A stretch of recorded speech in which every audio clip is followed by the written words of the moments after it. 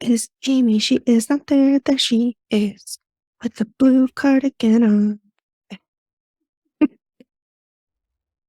Uh,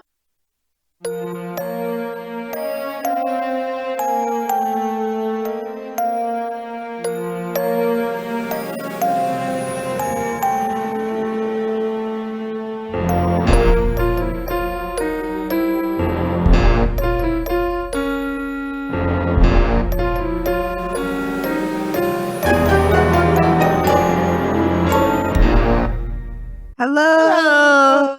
Hi, Ghosty fam. Welcome to the Activity Continues podcast. If you're new here, we are friends, soul sisters, and all of the above who recap episodes of the TV show The Dead Files. We also talk about other creepy shit as well as, our lives. I mean, we're friends. We share some shit, we share stories. So I'm Megan. I'm Amy. Thanks for joining us this week. Megan is recapping the Dead Files episode called The Devil's Bidding. It is season 3, episode 7, and it originally aired December 13th, 2013. And what made you pick this one? This is the one that one of our listeners, Kari, picked. Kari suggested. Right, Yes. right. Okay. It was good. I had a lot of feelings. I literally had my phone. The battery was dying, and I'm just text every thought that I had was coming into a text to Amy. Yeah. And she was just letting it go. I just let it go because I watched it too. I don't always rewatch the ones that Megan covers, but this one I did for some reason. And I just wanted her to get all that out and then I would comment what I thought. And then, we're going to talk about it anyway. So yeah. There was anger. Yeah. We'll get there. It was a good one. It was a good one. It was a really good episode. I got my first genealogist. Yeah. Not a gynecologist. I texted was my first. I texted Megan when I was watching, man, like, you have a genealogist. And then I texted back a meme or a GIF. I think it was Michael from The Office. It's happening. It's happening. He's looking all around. It's happening. Pretty exciting. It was a good time. It was good. Yeah. So one thing we want to cover is that we discussed this a little bit last week. We are going to do a Patreon happy hour. Yes. In the month of April, which I believe this will be April. I think this one comes out April. This one comes out April 31st. So one day shy of April. March 31st. Yeah.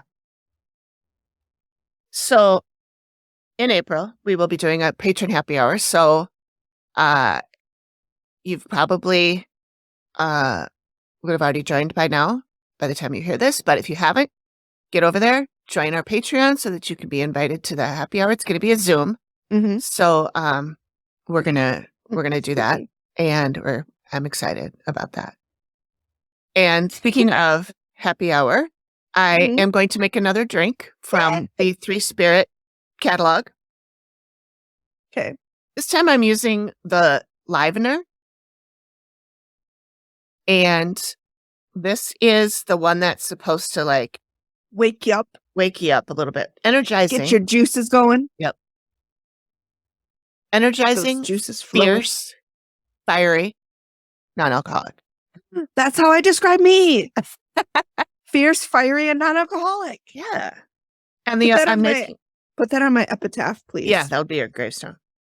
I'm making the margarita, their version of a margarita. So I will have this recipe so you guys can download it. But margarita. That's right. Look at how curly my hair is. It is curly. It's really cute. On? I know. This is called Megan didn't wash it. I saw this TikTok while you're making your drink. Yeah, go ahead. And this girl was like, let's see how long I can not wash my hair for. And when she got to like 3 weeks, I'm like, I'm out. I'm tapping out. I can't even go 3 days. No, I can't. I'm a grease bucket. Yeah. This is day 1. And I showered. Wait, when did I shower? Okay, so I was going to shower today because I was going to work out. And then I got to the gym and I forgot pants. And so I feel like you can't work out without pants. So I texted my friend. Not in public. And I swear, you guys, I forget. Every single time I go to work out, I've forgotten something. She even said, she's like, you forget something every time you go out. I'm like, I know. before it was a sports bra, I've forgotten underwear before. So then I had to go the rest of the day without underwear. And I don't know if you're like me, but I feel like if I don't have underwear on, everybody knows. They just look at me and they're like, oh, look at her. She doesn't have any undies on. Like, it makes no sense. Like, it's not logical. I'm sure everybody, like, I'm sure I pass 3 people a day who don't have underwear on. I'm none the wiser. But when I don't wear underwear, they're going to know. They're going to know and they're going to judge. Wow. So. Is it because you walk around going, you guys, I know I don't have underwear on. It's okay. You know, I think that might have something to do with it. That could tip them off. Be like, do you see any lines in my pants? No, because I don't have underwear on. And they're like, Megan, this is a staff meeting. And I'm like, I'm sorry. I had to let you guys know. And that's why I'm not invited out to happy hour with my job. They're like, should we tell Megan? No, she's not wearing underwear today. How do you know? She doesn't have any undie lines. And she's telling everybody. And she's telling, more importantly, she sent out that email. Everybody in the company. Dear everybody. Today I don't have undies on because when I went to the gym, I forgot. Anyways, so then I brought my clothes down. So after we're done working out, after we're done recording, I'm going to go work out. Oh, okay. All right. I'm going to shake. So I'll shake it over here. Shake.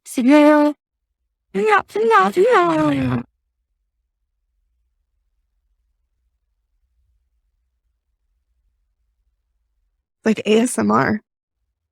That's my workout for the day. Okay. That's good enough. All right. Oh, I'm so strong. I know you are. Oh, that's pretty. Okay. So this is the margarita. That looks really pretty. It has tahini around the outside. No, this stuff. I don't know I've seen it. I've never had it. It's a chili and lime seasoning. I've heard it's really good on watermelon. Yes, it is. That's why I bought it. Watermelon. It is really good. So 3 Spirit also has a watermelon slushy. That tahini would be really good on the outside of that. You made that when we were. Yeah, you guys were. That was the only drink you actually made. Oh yeah, I made one I made one of those for Amy. Yeah, but I don't remember if I put tahini on it. I don't know if that was even on the thing. No, you didn't. But no, you and Greg were kind of experimenting, and then that's the only 3 Spirits recipe that you made was the margarita. I think we did the one. It's not really a recipe, but it's just one of these. I want to say it was a social one and ginger ale. You did, yes. Okay. Well, how is it? It's good. It's you got to get used to these flavors because they're not. It doesn't taste like booze, right? And it doesn't taste like a margarita really either because there's tequila has such a specific flavor. Yeah, it does. Yeah, which I don't really like that much. Ass. The flavor you're looking for is ass. Yeah, I don't really like it that much. No, I don't. A real margarita, like in Mexico, made with lime juice that they're squeezing right there, and really good tequila. It's really good. You're so well traveled. To Mexico. And Scotland. And Scotland. That reminds. Oh, no, go ahead. Say? So the other day, Greg says to me, so after we get our taxes, we should see if we have any money because our 25-year anniversary is coming up. Huh? And he said, I was thinking maybe we could go to Scotland. Oh, hang on. My earbud fell out. Okay. I'm going to miss the story. Okay. Readaville. Okay. All right. Yeah. So he says, this year's our 25-year anniversary. And, we usually go to Scotland every 10 years, but he's like, maybe we could just go 5 years early this time. Yeah. So then I'm all excited. I'm all fired up. I'm looking up Airbnbs. You didn't get money, did you? Well, we haven't. It's not done yet, so I don't know. We didn't buy anything, Okay. but Okay.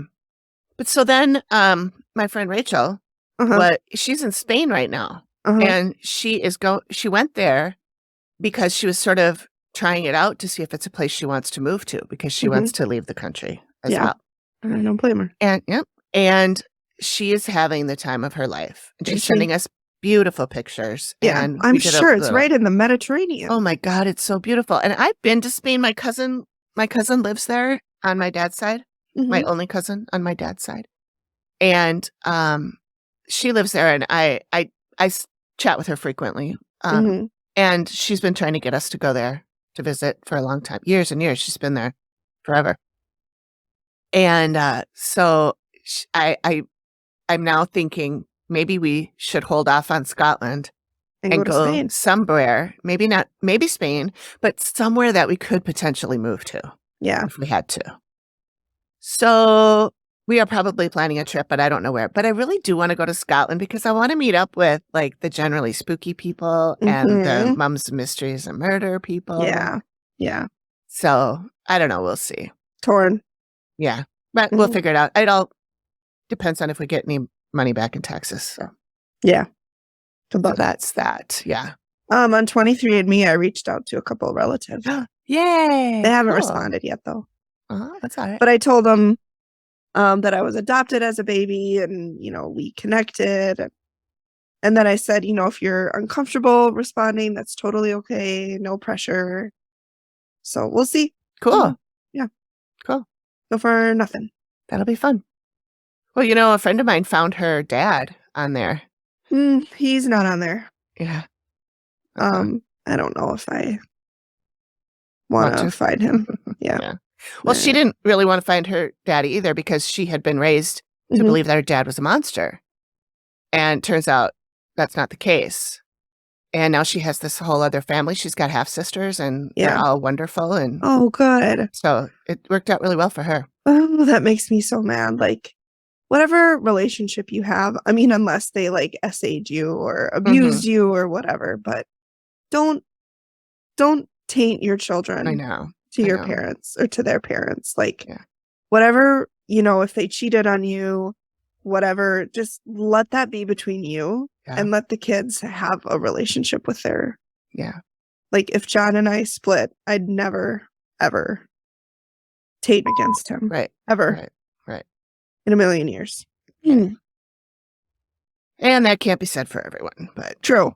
And I know there are extenuating circumstances, and I'm not saying if your ex is a real legit piece of shit to, you got to do what you got to do to protect your kids. But in that instance, it sounds like she was not protecting her children. She was just carrying out vengeance against the father of her child. Yeah. That sounds pretty much right. Yeah. I think, which is really unfortunate because she's 50 some years old when she finally meets her dad, Yeah. Anyway, at least they found each other. Good. One thing I just wanted to mention real quick. This morning I woke up and I sat up in bed and I looked at the wall and I swear I saw a spider about this big. Gross. Nope. Against the wall. Move. And I know that it wasn't because I've seen these before. And I thought that it was like something in your eye. You know how your eyes are kind of dry when you first wake up? And I thought it was like that, like floaters or, that kind of thing. And then I haven't seen it in a while, but a couple months ago, I don't know if I was a Facebook group or TikTok or something. And somebody was talking about that. And someone else commented and said, oh, those are astral spiders. They're from another plane. They're like they're spiders from a different dimension. Really? That you can see. And I'm like, oh, great. I didn't know I had to worry about that. Yeah. I'm like, I just thought there was something weird with my eyes. Yeah. Thanks. New fear unlocked. Great. I had one this morning. Appreciate it. But I got Love up. our talks. I got up and I touched the wall. And I'm like, you're not there. You're not there. And it disappeared. So I would have not done that. I would have. There would be a Megan-shaped hole in the wall. Pooping out of there. Yeah. So that's another thing, another fun thing to think about. No, you're the best. You're the best. I love that. I know. I made some chicken. No, not chicken. I made Cajun Instapot pasta tonight. with some Ooh, andouille sausage. that sounds And I good. called you on your phone because I was like, I didn't know where to find andouille sausage. Oh, And you didn't answer. And then I I thought you saw a were missed streaming it. call within WhatsApp. Yeah, that was And I me. was like, oh, I figured she just like, but I was cooking, I think, at the Yeah. time, so I didn't even have my phone next to me. Yeah, I didn't know where it was. But then I found it. It's with the hot dogs in case anybody else is wondering. That's where I Yeah, found it. usually it is. Yeah. Yeah. And it is kind of like a hot dog more than It is. sausage. It's not Yes. like grainy or Yeah. coarse. And it It's doesn't real come fine. in like a kielbasa like you would think in the big loop. It came Mhm. like hot dog. So I just Yeah. cut it up and popped it in the Instapot. Oh my God, it was so Yeah. good. Oh, yum. You have to share the recipe. with us. I will. Okay. Delicious. Okay. Here. One other Anything little else? not very important thing, but just something that I'll All, mention. it's all important. It's all extremely important. I decided that I was having too much trouble keeping track of our season 1, episode 10, season 3, episode 9, blah, blah, blah. And so they're just all numbered 1 through 1 million. Okay. However In the many we get spreadsheet? to. Yeah. In the spreadsheet, yeah, I think I always did it that way in the Yeah. spreadsheet. But just like when you're downloading our episodes, Oh, it's got not it, going to got it, say got it. season 3, episode 11. It's going to Yeah. say 59. Yeah, which is So what this one is. this is number 59. So yeah, I just made it easier for I just myself. realized I'm going to have episode 69. I'm a 10-year-old boy. We could do a special thing. We could do a little party or something. We should. Yeah. That's what our 69th episode should be. Yeah. Anything else before we pop in? I think we're ready to go. All right. So there are some trigger warnings. Indigenous people, injustices, which is like just Every episode. everyone. There is a little war between, or like not a war, but like a fight between the Native American or the indigenous people, and white settlers. And then there is also quite a bit about sexual assault. Okay. So just note that, and if those are upsetting to you, then that's completely understandable, and you might want to not listen to this episode. So, like Amy said, it's season 3, episode 7, The Devil's Bidding. We're in Williamsport, Pennsylvania, and we meet up with Steve and Jody. And of course, this is kind of early on in the show, and so Steve's explaining everything, like my partner Amy and I don't talk before the investigation. And so we meet up with Steve and Jody. Oh, and one other thing, Steve asked why they don't leave, and Jody said because her husband wants to stay and fight. And then we'll get to him. Oh, we have thoughts. Oh, we have thoughts. I just want to say I was right from the beginning. And so Jody says if they can't help, her marriage is doomed, to which I say no pressure, because I always if you guys can't help us out, we're doomed. We're divorcing. Okay, but no pressure. But no, it's cool. Do your best, Amy and Steve. Yeah. Hope fingers crossed. But like we have the divorce papers on the table. Yeah. So like if you just need to sign them. So we get to Jody and she immediately starts crying and she tugs at the heartstrings literally from the first time you see her. I know. She feels like nobody believes what's happening to her. Because nobody does. Nobody does, including her husband. Mm-hmm. Yep. Mm-hmm. She said you try to tell people and they look at her like she's crazy. And it comes out that she's actually been ostracized from her family because of this, because nobody believes her. Mm-hmm. Steve says, we're here to help you. It's going to be okay. He hugs her. You know, he's Steve. Like, he's just the best.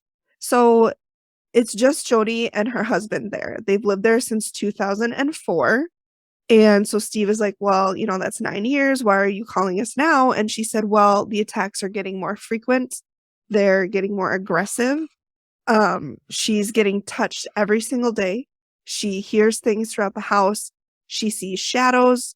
And she said she feels like she's being followed everywhere. She said everywhere she goes, when she takes a shower, it feels like something has climbed in the shower with her. When she lays down in bed, it feels like something's in bed with her. She's never alone. She said she worries about what's going to happen to her. She said she feels like something has attached itself to her. Mm-hmm. So we go in the living room and Steve said, well, what's going on in here? And Jody said she saw an apparition walk past the doorway wearing blue jeans and boots. And Steve said, well, what kind of boots? Work boots, cowboy boots? And she said, no, they looked like work boots, not cowboy boots. She's also seen a dark shadow figure kind of out of the corner of her eye. Steve asks what she thinks that is, and Jody says she feels like it's something that wants her to die. So she's, she feels like whatever's in this house is not only attacking her, but, wants her to die, is trying to kill her. Jeez. So then we go into the basement, which is never a good place to be anywhere. No. And Jody, it's unfinished as well. Jody saw an apparition of an indigenous man sitting in the basement. She said he looks like he was ready for war. So she said he had kind of like feathers in his hair, and, she felt like he had some paint on his face. And, she also said she hears what sounds like hammers, boards being moved. She said it sounds like somebody's working on the house, but there's nobody there. And you can see that she is very uncomfortable to be down there. Like, you can just see it in her mannerisms, her face, everything. And Steve is like, you can tell you don't want to be down here. He's like, you just look really uneasy. And she goes, yeah, I don't want to be down here. And he said, you've been down here long enough. Let's go. Just the best. So then we go up to the master bedroom, and Steve is like, well, what's going on in here? And Jody says, as soon as she turns the lights off for bed, it gets worse. She said she's had stuff happen up here, and trigger warning, this is where we talk about some of this. This is rough. This is really rough. Bad. You can tell she had a really, really hard time spitting this out. She said she feels like somebody is trying to wake her up in an arousal kind of way. She said she was attacked sexually before here by the spirit. And she was also sexually assaulted when she was 12 by a family member. Steve asked if she'd told anybody that she was attacked by the spirit. And she said she tried to tell her husband, but he didn't believe her. And he tells a very different story in front of the cameras. Yeah, he's just her number one supporter when the cameras are rolling. I don't like him, in case you guys don't know that. So, and from what I remember, I did a little bit of research on the side, and this attack, I believe, went on for about an hour and a half. Like, this was a long attack. It wasn't a quick. And she was fully clothed the entire time. Okay. So it's rough. And she said that when she was a young girl, she was SA'd, and she said, nobody's listening to me, nobody's believing me. And Steve said, I'm here and I'm listening to everything you say. And he gives her a hug. She said she just wants it to end, and she wants to not be afraid in her own house. And I don't blame her. No, that's the way it should be. You should not be afraid in your own house. Your house is your sanctuary. Like, if you can't feel safe in your own house, where do you feel safe? You don't. So now we get to my buddy Patrick, and they're in a garage. I can't stand him. I'm sorry. So Steve asks Patrick if he knows any of the history of the house, which he, tends to ask most everybody. Patrick says he knows there was lots of fighting with different indigenous tribes. And Steve asked if he believes her. And Patrick says, well, at first he didn't believe her, but now he can't not believe her, which I love a double negative. Steve's like, well, what do you mean? And Patrick says, well, they were in the living room talking and watching TV, and they decided to turn the TV off.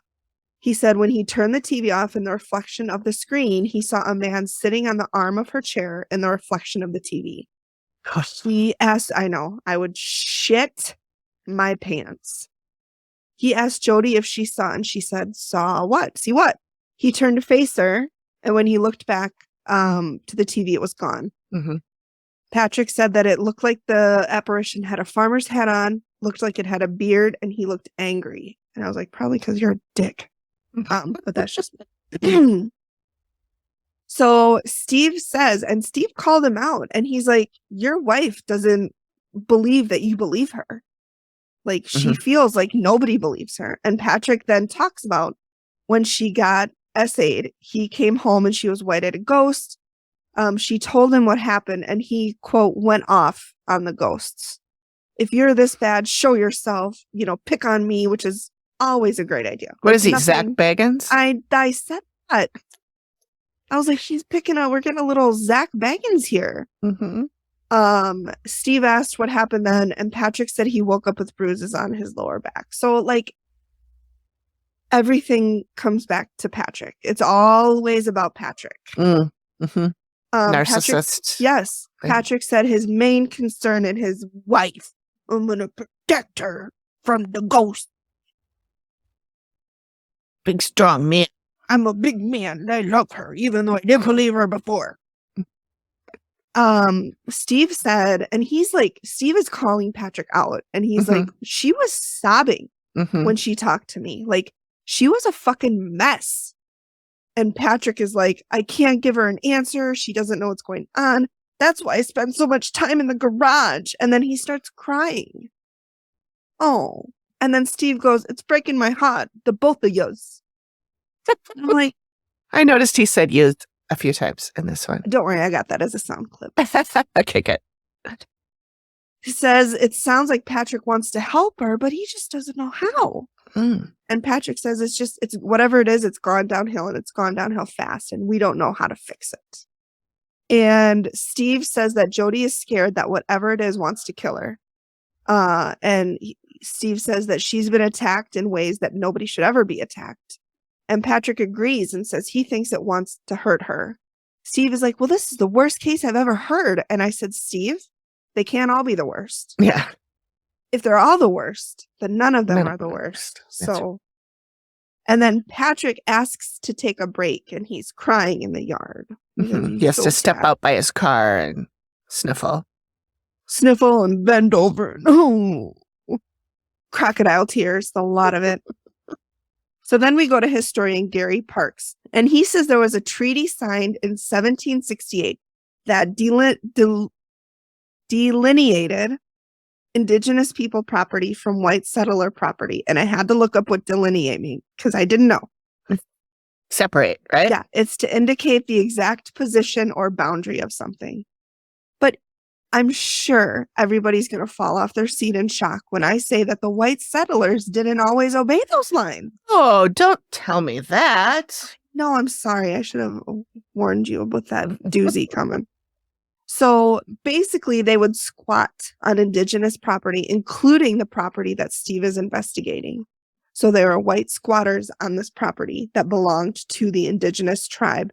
And it was the Senecas who owned this piece of land. So basically, they went on a rampage, in part because the British had prompted them, giving them guns, giving them ammunition, which is smart on the part of the British, because they're like, you know what, I'm just going to have these guys take care of this American problem. We don't have to go in and kill them. So there are in total 370 documented white settler deaths on this land. And I don't think that's from one attack. I think that's over time. Over time. Mm-hmm. The Seneca tribe was led by Chief Corn Planter, and that's his name translated. Yeah. And he was a peaceful guy before this all happened. Like, he didn't want to fight. He wanted to just lead his people. And then this shit happened, and he was like, fuck everybody. Like, I'm going to tear shit up, and I don't blame him. So Steve then asked Gary if there were any attacks that happened on the actual property, and there was. There was, on June 10th of 1778, the Plum Tree Massacre occurred. What happened was a wagon of 16 settlers were going, they were going from one place to another, as you do in a wagon. And the Seneca tribe was concealed in the plum trees, ambushed them. 2 children were killed. 2 women were killed. They were both scalped, stabbed, tomahawked, and left for dead. Now, I tried to look up scalping to see if that is something that was done to kill somebody or not. And what I found was that scalping was not actually, you can't die from scalping. Mm-hmm. Mm-hmm. It'll fucking hurt, but it's not a fatal wound. So what I read was that it's essentially done to people who are already dead, or they're gravely wounded and they're going to die. But it's not used to kill them. And it's used to like send a message, right? Yes. And it's like trophies and it's to send a message. Yeah. And then in addition to all those people who were killed, 2 girls were kidnapped, and we will get back to the kidnapped girls. We learn a little bit more about them later. Okay. In my next section, actually. Go me. So then we go to the local author, Lou Hunsinger, and we learn the 2 girls who were kidnapped were sisters, Ruth and Sarah King. One was 2 and one was 4. Their father was William and their mother was Rachel. Now, Rachel was actually killed in front of her daughters. Thanks. They were kidnapped by this Seneca and taken up this Sheshquin Trail up to Canada. I'm sorry, I'm butchering that. Say that 3 times fast. Now, the younger child, Ruth, she was actually sold to the wife of a British officer who could not have kids. So she was like, you know what I'm going to do? I'm going to get someone to kidnap a kid and then buy that kid, and that'll be my daughter. We don't find out what happened to Sarah right away. So William King comes back to his murdered wife and missing kids. William never gave up hope trying to find them. And actually 7 years later from when they were taken, so the girls would then be 9 and 11, he found an indigenous person guide to take him north towards Fort Niagara, gets the 2 girls, brings them back, and lived essentially a happy life until he dies in 1802. He fell in a river, got paralyzed, lingered for a few days, and then died at the age of 57. Now it comes out, and I don't remember when I learned this, but I believe that William was squatting on the indigenous people tribes land, and that's why they were taken. Yeah. Okay. Yeah. So then we go digging through the archives, and Steve found a family who lived on the land for generations, the Lord family. So we go to genealogist. Not a gynecologist. Mary Ginter, G-U-I-N-T, Gwinter? Winter, probably. So we find out that the Lord family owned the property from 1882 to 1961. So almost 100 years. And there were 2 unusual deaths, 2 sisters. The first sister, Sarah Bricker, lived in a house out back of the property. In 1903, she went to visit her sister next door, just fell over dead. Pew, she died. Pew.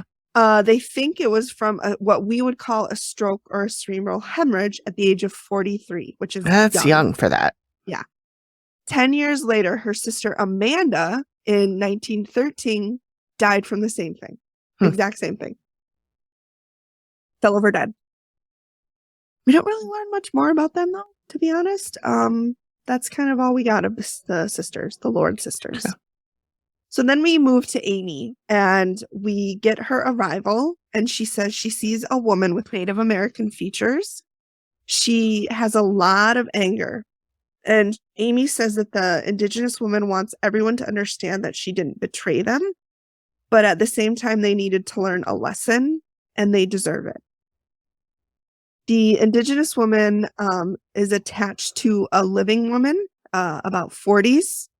And Amy doesn't know what the indigenous woman wants from her, but she's with her a lot. She said she's in the kitchen together. They're showering together. She sees them in the room at night. She said she's not helping the living woman.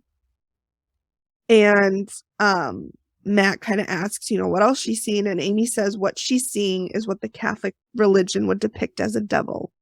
She said to her, it has long nails. And she goes, and it's evil and shit. Which devils tend to be. Evil and shit. That's a good title. Yeah. It's saying it can take as many souls as it likes. It's taken souls before. Amy asks what it is, and it says it's the darkness. Matt asks if it can hurt people, and Amy says it can and it will. It's a liar and a manipulator. And one of the things that it likes to do is and Amy she's holding the door to the basement open. And so she goes on the other side and it's like running her nails down the door. And she goes, that. And she goes, yeah, it likes to fuck around with the door. She says it was worshipped a long time ago, and she feels like the indigenous people would allow it the indigenous people would allow it inside of them to like possess them to do things because it was a way to keep the peace. But it didn't really work because it would usually kill the person that it was possessing. Jeez. She says it can do vile things. Matt asks, like, what? And Amy says inappropriate sexual things. Mm-hmm. It's very traumatizing, which, yeah. Could say that again. Mm-hmm. So then we go to the bathroom. Amy hears a female alive. We don't go to the bathroom. We're in the bathroom. I'm like, do we need to take a break? Wait. No, I just went. Okay. So Amy hears a female who's alive. She's being messed with by this thing. And this devil has found this woman and it's messing with her mind. It's finding her secrets, like getting sexually assaulted as a little girl, and using them against her. And Amy says this thing is saying, you know, I'm a part of you, you're a part of me, and I'm going to get you. And it's mentally abusing her. And Matt asks if it's targeting her, and Amy says yes, but she can't like figure out what it is. It's keeping the look of the devil and of a devil, not the devil, but a devil. And she doesn't really know, you know, if it's an entity, is it a demon? She can't really figure it out. She just knows what it looks like. And she opens up a closet in one of the bedrooms and kind of looks inside it and is looking up on the ceiling. And Amy says that this thing is saying he's murdered somebody and he's laughing about it. Gross. So then we're in the basement. Yeah, it's really gross. Then we're in the basement and Amy sees an indigenous man. He has feathers in his hair. And Amy said that he feels really guilty. And he said, or he's, you know, she's getting from him that there's only so much you want to see your enemies fall to revenge. Like there's only so much revenge you want to take before you start feeling guilty. Right. And he feels like he needs to make things right. And then in a voiceover, Amy says that the indigenous man knows about the devil creature and that his people had to deal with it too. So it's been here for centuries and centuries. Back door open. He says his people worshipped it too, but not anymore. And then she said, you have to do things for this devil. Otherwise it will do uncomfortable things. So then we're outside and Amy says she hears a lot of gunfire, a lot of shouting, a lot of screaming, women, children, people are running. She's, you know, men are yelling, men are shooting. And she sees a man who is alone. And she said his wife is dead and his children are far away. And she said he's definitely a lost soul.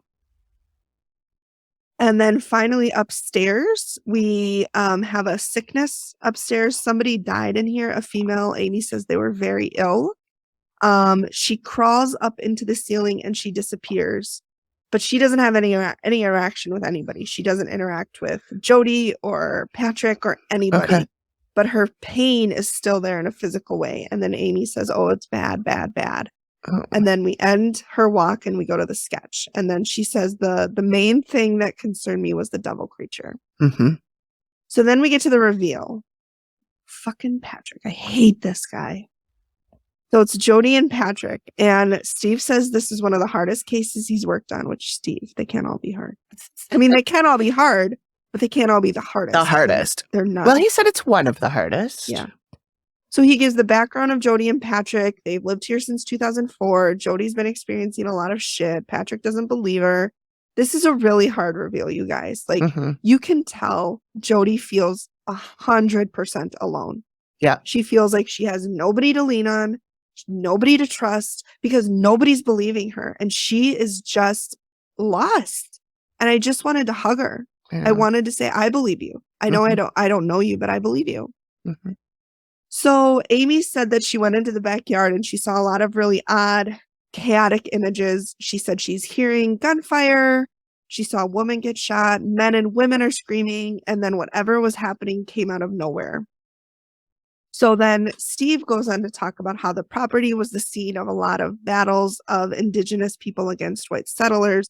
Talked about the Plum Tree Massacre, men, women, children murdered. Oh, we could put child death in there. And Amy asked, well, where did the indigenous people live? And Steve says they lived right here. And the white settlers, they lived on the property. And the white settlers were breaking a treaty signed in 1768. And Amy says a lot of the stuff she got is making sense now. Mm-hmm. She said she went into the basement, and that's where she encountered the indigenous man. He feels guilty. And that's, again, where she said he feels like you can only want so much agony for your enemies. And Steve says that Jody has seen an indigenous man in the basement. Jody said he was sitting on the pipe. He was wearing brown pants, and she could see white feathers in her hair. She said she turned to walk away, and when she turned back, he was gone.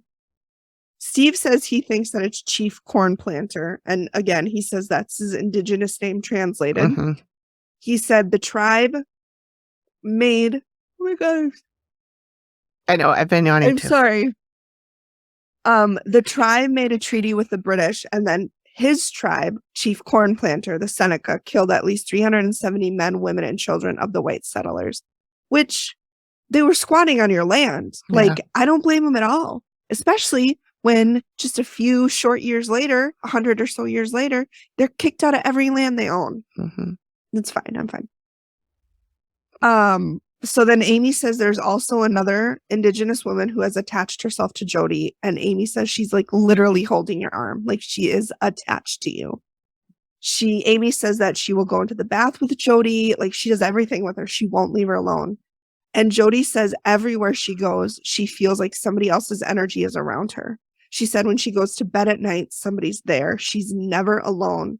And this is where it gets really heartbreaking, you guys, because Jody says she tried to tell her family what's going on in her house, and they all laughed at her, mm-hmm. and they ridiculed her. Mm-hmm. She doesn't go to family functions anymore because she knows what they say about her. Yeah. And that's when Steve says Jody doesn't think Patrick believes her. And Amy comes for Patrick too. Mm-hmm. And she said, you need to support your wife. This is your wife. This is your partner. Mm-hmm. And Patrick was talking about how people were calling her names. And Amy said, screw people who are calling her names. Mm-hmm. You're her partner. Mm-hmm. You're her rock. This is the person that you agreed to spend your life with. Mm-hmm. Fuck everybody else. And then Patrick says, well, I got to see things in order to believe it. To which I said, I wonder if he believes in God. I know. I thought of that too. And full disclosure, I believe in God, but you can't see God. So Mm-hmm. Interesting, Patrick. Yeah. Jody starts sobbing, Mm-hmm. and she talks about how Patrick will go and leave her alone in the house to see the family. Mm-hmm. The family that doesn't believe her, that Mm-hmm. makes fun of her, that Mm-hmm. ridicules her. He goes and fucking spends time with them, Mm-hmm. leaving her alone in the house Mm-hmm. where she's been essayed. Yeah. Where she's having all of these horrible experiences. And he's like, I'm going to go chill with the family. Because he doesn't think it's happening. No, he doesn't believe her. He thinks she's making and it up. that's where I have the issue with him. Yeah. Because the whole show, this prick has been like, when I came home and she told me what happened, I went after the ghosts. Mm-hmm. No, you fucking didn't. Yeah.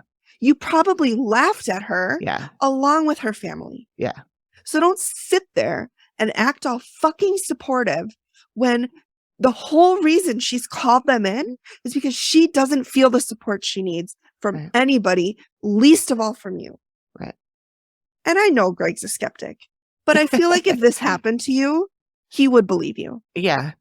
And he would hope so. Pat, I just had so much rage about this guy, Mm-hmm. Fired up, you guys. I'm fired up. Fired up. It's okay. So then Amy starts talking about the devil entity. She said the true self of it that it was showing Amy was very tall, completely black with shiny skin, long fingers, long nails, and horns. And the indigenous female told Amy that it had been there for a long time. Steve asks how they would see it. And Amy said they would see blackness. And Jody says she sees a lot of dark figures in the kitchen and in the bedroom. And Amy says it's focusing on Jody. It's physically, psychologically abusing her. She said it would grab and lick her. And she said it's doing inappropriate sexual things to Jody. Mm-hmm. And Jody says she's been assaulted several times in the house. And Jody says it's hard to be intimate with her husband because of what's happened. We'll talk about it later because Amy found some information. Then we see the sketch of the entity in Jody's room, and it is terrified. Yeah, yes. And Steve pulls out the picture, and Jody's already shaking. She's shaking. She can't even look at it. And she hasn't even seen it yet. And she's like, you can see, like, her hair is like she's petrified. Yeah. Petrified. And Jody immediately starts sobbing when she sees it. And it's what it is, it's literally like what you would think a devil would be, like a face with horns coming out, and it's coming out of the closet, and it's grabbing Jody's arm, and it's trying to pull her in the closet. And this thing has stated again that it's a part of Jody and she's a part of it, and it's trying to project bad images to get Jody to hurt herself. And at this point, Jody's breaking down. She's sobbing. And Patrick, dutiful knight in shining armor, is going after her. Jody, hug me. Jody, put your arms around me. Jody, I love you. I'm sorry I didn't believe you, but I do now. You're only saying that because the cameras are rolling. Yeah. This poor, beautiful woman has been alone in her struggles, in her pain, in what she's been going through. She doesn't have family. Her dick of a husband doesn't believe her, probably laughed at her. With all, I'm sure she felt so alone. I'm surprised that he went along with this, to be honest. A lot of times we see the reluctant husband, and they don't even want to be on the show. They won't be interviewed. They just sort of, go on vacation while they're here. Here's the thing that I think with Patrick is I think he reminds me a lot of someone I dated, and I know you know who I'm talking about. He wants any opportunity to look good. And there's cameras. This is a national show. He's going to look good. He's going to look like the husband that loves his wife, supports his wife. That could be, yep. That's what I think, at least. So can they stay there? What can they do? Amy said she did some research because she came into contact with the indigenous people, and with the spirit, that entity, she wanted to kind of do research and see if there was anything in the indigenous people history to clarify what it could be. And she said that she found something that tribes refer to as clown or tricksters or heoke. She said it was a human, but it was like a half human, half spirit. It's possible that it was human at one point, and it was part of a tribe. And when this person died, they kind of became the embodiment of this trickster, this clown, this, whatever it is that they kind of became this embodiment. How to get rid of it? You're going to, or they are, not you. They're going to contact a local. Late now. They're going to contact the local Seneca tribe, and they're going to try to connect with a shaman. Let this person know everything that's been going on, and they will do whatever ceremony that they think is necessary. Now, Amy says, being raised Catholic. I'll start that over. Amy says being raised Catholic and seeing what she saw, this thing, she wants to treat it as a demon. So she says after the shaman comes and does his ritual the next day, they should have somebody from the church come into their home and perform an exorcism of the house. And then Jody asks, or Patrick, one of them, asked if they, what about the woman attached to Jody? How do they get rid of her? And Amy said, as they do the exorcism, the indigenous male will remove the woman attached to Jody. The ghost, the spirit. The indigenous woman, the indigenous man will help remove the indigenous woman that has attached herself to Jody. And then the the on-screen text says they have found a shaman, but they have yet to find a priest willing to help them. The activity continues. And from what I know of exorcisms, it's hard to get somebody to perform one. Not all Catholic priests will do that. And I think they have to be trained, and they have to have reasonable suspicion. They can't just be like, well, it's a Tuesday. And we're going to do some exorcisms. Like, they have to have a good reason. So that was, I was so angry at Patrick partly because he reminded me of somebody I dated, but also because, you know, this is your partner and she's going through something. And regardless of whether or not you believe her, you need to be there for her. She's alone. And I'm assuming that he knows that she was assaulted as a young child. Yeah. I assume he knows that. Yeah. And if he didn't, he sure as shit knows now. He does now. So what updates do we have, Amy? Well, this made me very happy. First, I want to say, when you were texting me, you were like, I hate this fucking guy. And I didn't get that bad vibe from him. I was like, well, maybe he's genuine. And it reminded me, because we find out that you, Megan, were absolutely 100% correct. The guy's a shitheel. It reminded me last week when we were talking about how the fake Amy Allens were following us on TikTok or Twitter or whatever. And you get excited and you think it's really Amy Allen. And then I'm like, no, it's actually, look at how many T's or whatever. Yeah. And you said, I am a scammer's wet dream or whatever. I don't think that's the word you used, but same concept. You said, because I believe everything. I believe everything. And I'm usually the one that's more of a skeptic. Well, this time here's me going, oh, maybe he's not that bad. And you going, no, the guy's a prick. Yeah. And then, yes, we find out that he is. He just reminded me so much of the person that I dated. And I could just see everything. So it's only from experience. Right. And I haven't, thankfully, dated anyone like that. Thank God. I mean, I've had some shitty boyfriends, but not that bad. Not abusive. So Megan found Jody on Facebook and sent me a screenshot. So I got her last name. So then I thought, well, I'm going to see if she's in the Dead Files group that I'm in. So I go to the group and I searched her name. And there's a post from Jody from 2014. And remember, this aired in 2013. 2013. Yep, December 13th. But they left, they did the investigation in the summer. And because one of the articles I read said when they left in July. Oh, okay. So this is about a year after, not quite a year after. Almost, yeah. And she says, my house was featured on the Dead Files show. It was called Devil's Bidding, and it aired back in December of last year. Since the show aired, since the show aired, our home, I have had the bad thing taken care of, and it is no longer there. The Indian chief is still there, though, but he will be moving on once our house sells, which is now up for sale. And then I saw there was a bunch of comments, so I read the comments, and a lot of people just saying, glad to hear that you're moving and blah, blah, blah. And then she commented back to somebody and says, it took me several months to take care of it. I brought in a shaman, but that didn't seem to work. And then a man came all the way from Michigan claiming he got rid of it by the time he left, but it was still there. So finally, I brought in Bill Bean, who is well known to my home.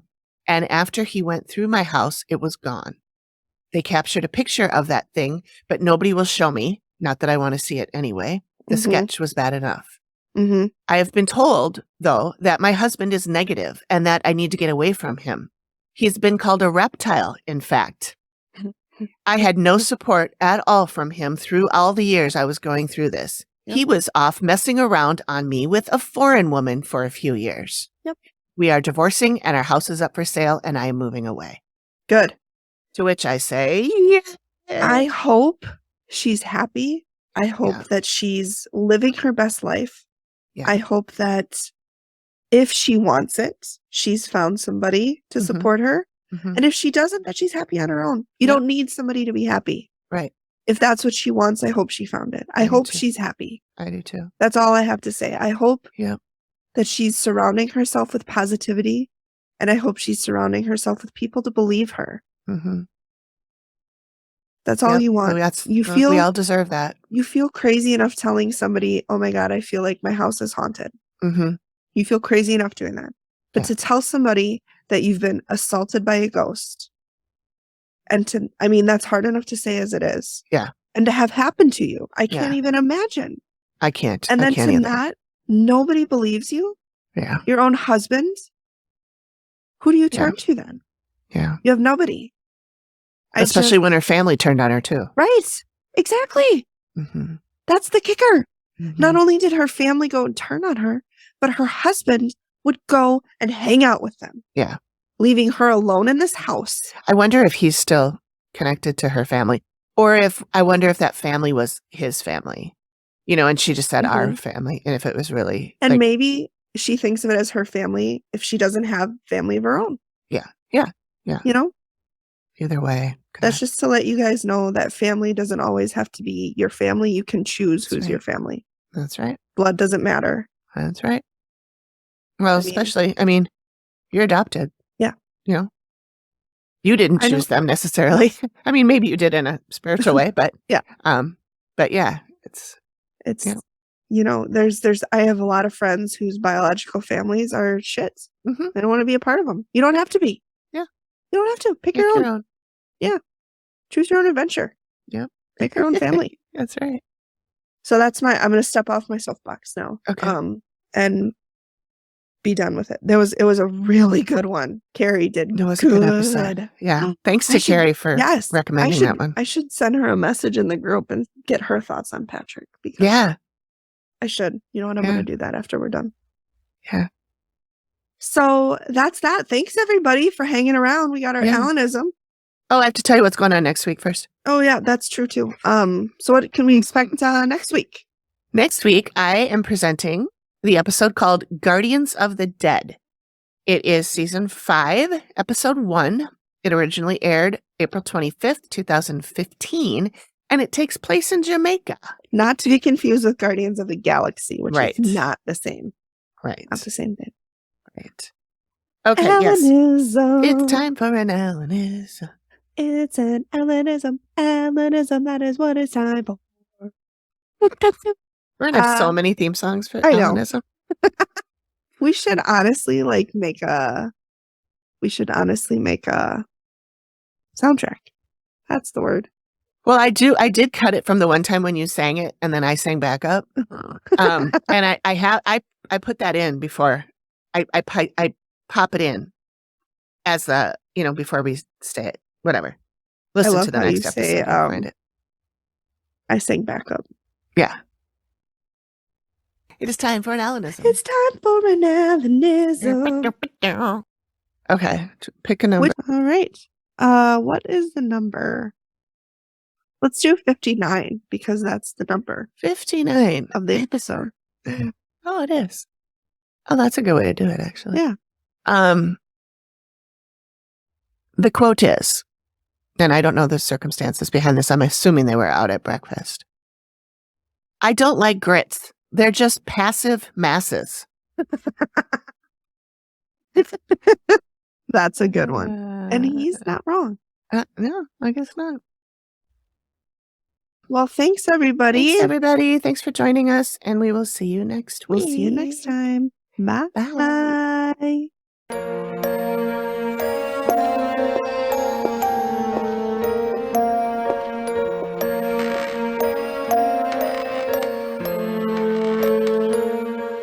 Thank you for listening to the Activity Continues podcast.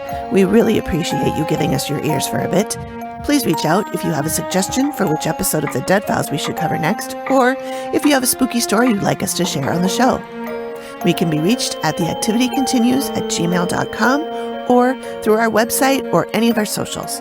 Links are all in the description of the show. Please feel free to drop us a note and say hi. And join us next time when the activity continues. The Activity Continues is produced by me, Amy, at Collected Sounds Media and is part of the independent Collected Sounds podcast network. We are also proud members of the Boo Pod network of super cool podcasts. Nailed it.